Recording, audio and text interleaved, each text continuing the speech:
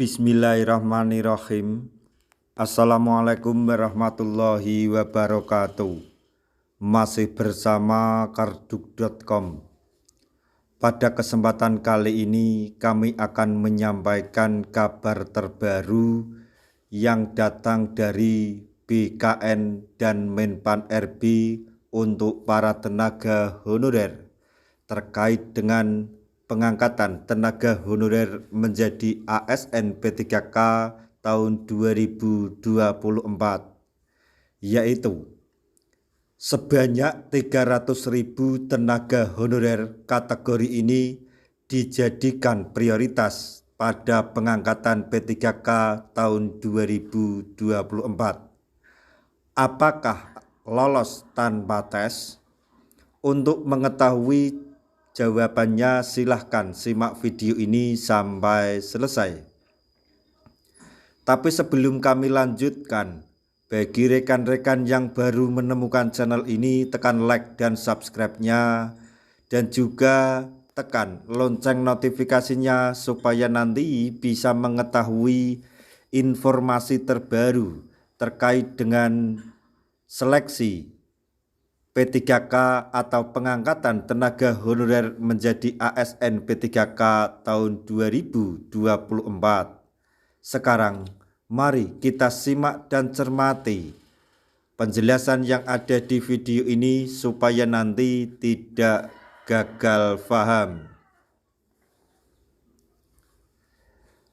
Tenaga honorer kategori ini dijadikan prioritas pada pengangkatan P3K auto lolos tanpa tes. Diketahui status tenaga honorer akan segera berganti dan diangkat menjadi P3K sesuai dengan amanat yang tercantum di dalam Undang-Undang ASN tahun 2023. Menurut Undang-Undang ASN 2023, pengangkatan menjadi P3K merupakan salah satu upaya yang dilakukan pemerintah dalam menyelesaikan masalah penataan tenaga honorer. Berdasarkan amanat dalam Undang-Undang ASN 2023, penataan tenaga honorer wajib diselesaikan paling lambat pada bulan Desember tahun 2024 ini. Adapun kategori tenaga honorer yang dijadikan prioritas pada pengangkatan P3K tahun 2024, kategori tenaga honorer yang diprioritaskan pada pengangkatan P3K tahun 2024 yaitu XTHK 2. Dikutip dari YouTube BKN pada hari Sabtu tanggal 12 Oktober 2024, Aris Widianto selaku Deputi Bidang Mutasi Kepegawaian BKN mengungkap bahwa jumlah XTHK 2 saat ini sekitar 200 sampai 300 ribu, semakin berkurang, yaitu XTHK 2 saat ini tinggal 300 atau 200 ribu di database BKN. Untuk jumlah pastinya saya kurang tahu, ujar Aris Widianto. Kendati demikian, tenaga honorer kategori XTHK 2 juga akan auto lolos menjadi P3K tahun 2024. XTHK 2 juga tetap harus melalui tahap tes seleksi untuk bisa diangkat menjadi P3K tahun 2024.